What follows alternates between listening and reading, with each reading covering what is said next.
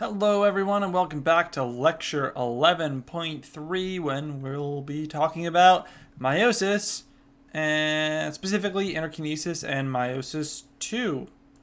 Before we get to that though, you'll want to talk about the lecture question from last lecture 11.2.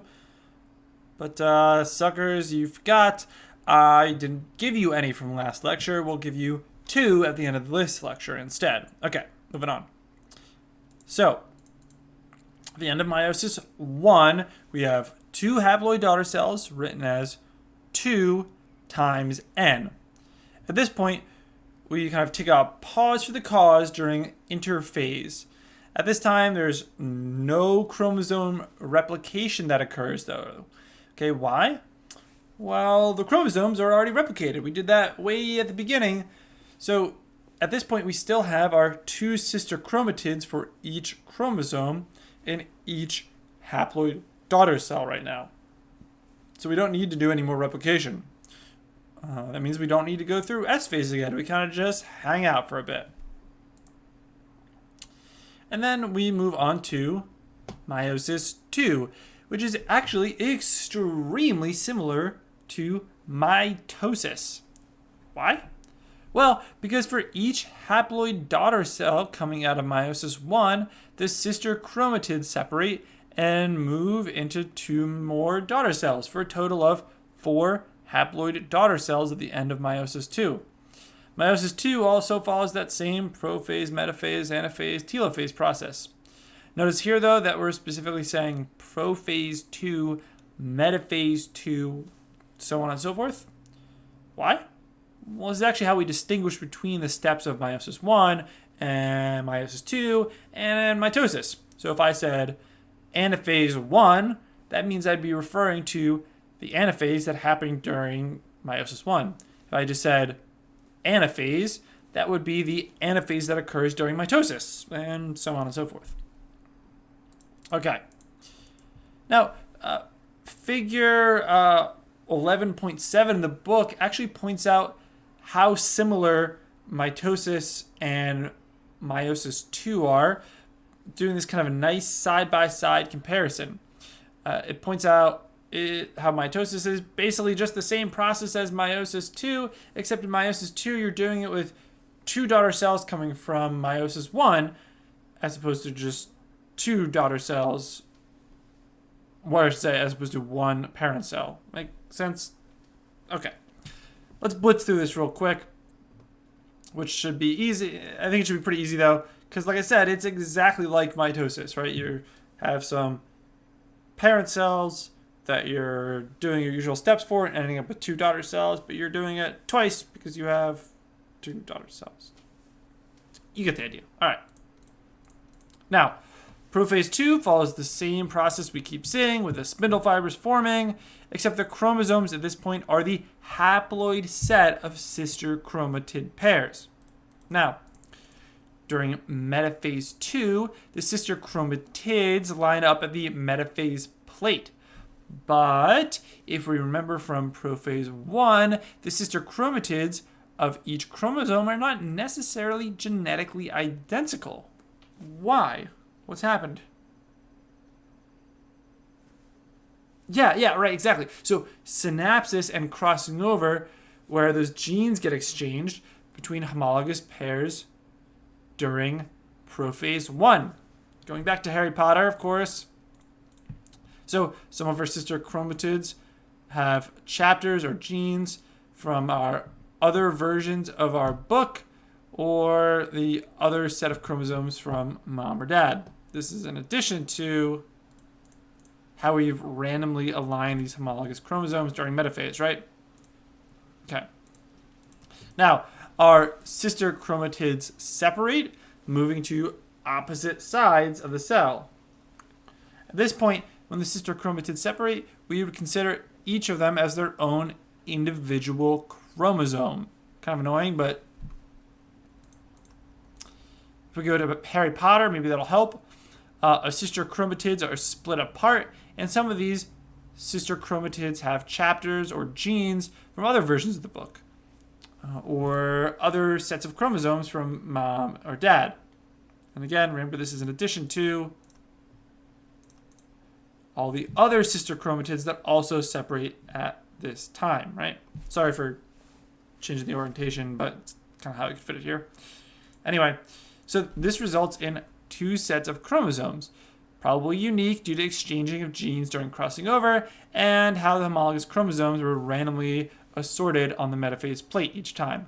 Now don't forget, this is happening twice. So each of the haploid daughter cells that came out of meiosis 1 are undergoing the same process. Now finally, the chromosomes arrive at the opposite poles from the nuclei.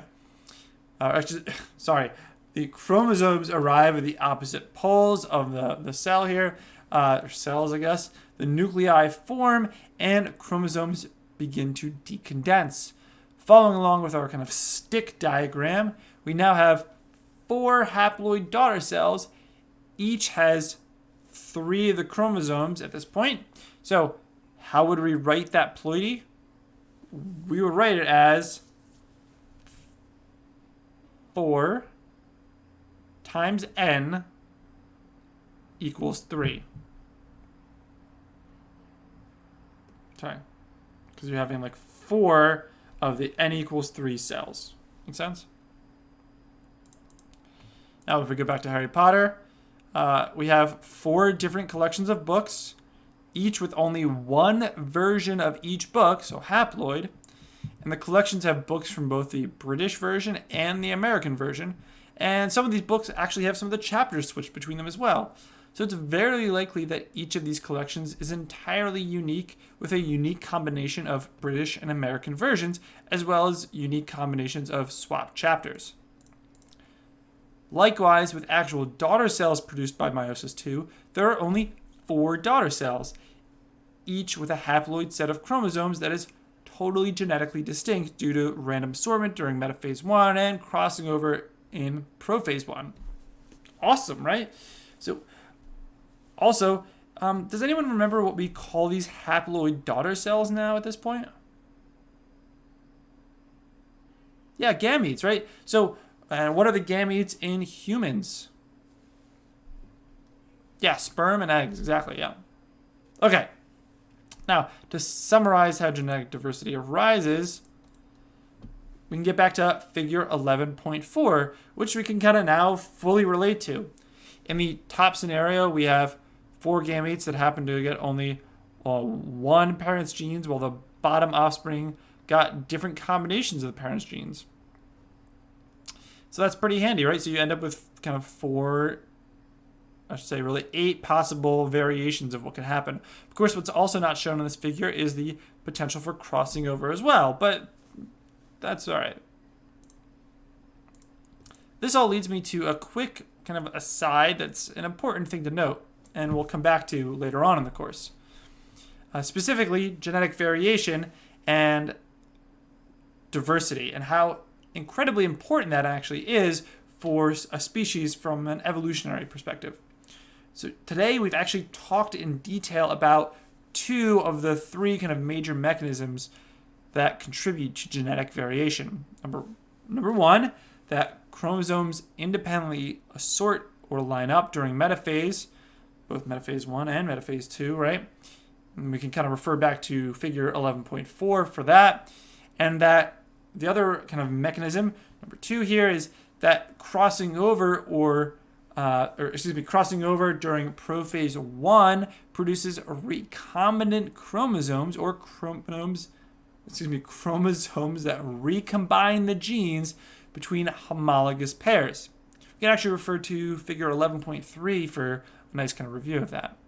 Now, finally, we briefly mentioned it today, but we're going to talk more about it in 116, I should say General Biology 116, random fertilization, meaning that in addition to all these practically infinite combinations of crossing over and randomly assorted chromosomes in the gametes, which 2 gametes actually meet up to form a zygote is also entirely random.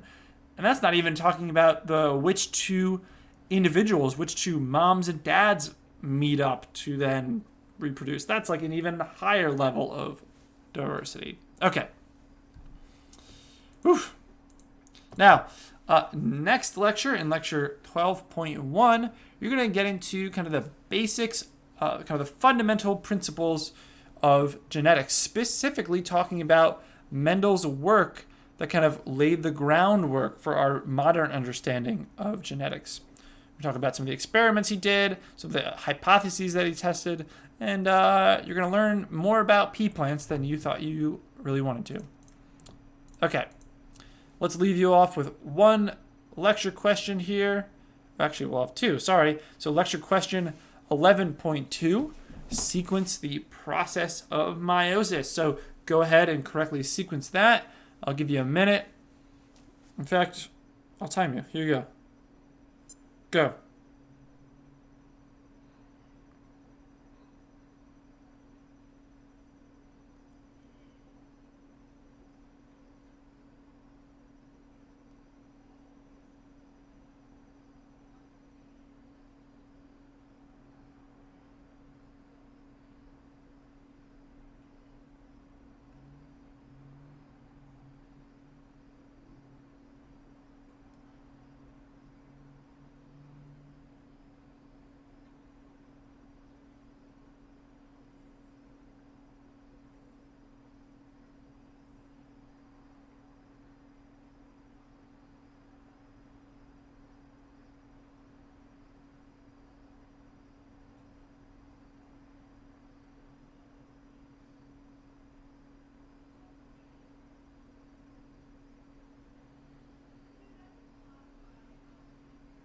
Time.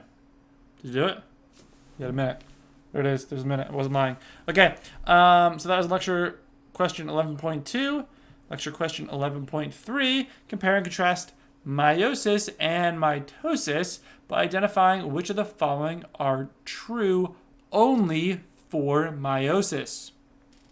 I'm not going to sit here with a stopwatch because turns out a minute when you're doing but nothing at staring at a stopwatch feels like a very long time. So I'll just let you take as much time as you want, and I won't actually time you. Figure that out on your own. Okay, bye.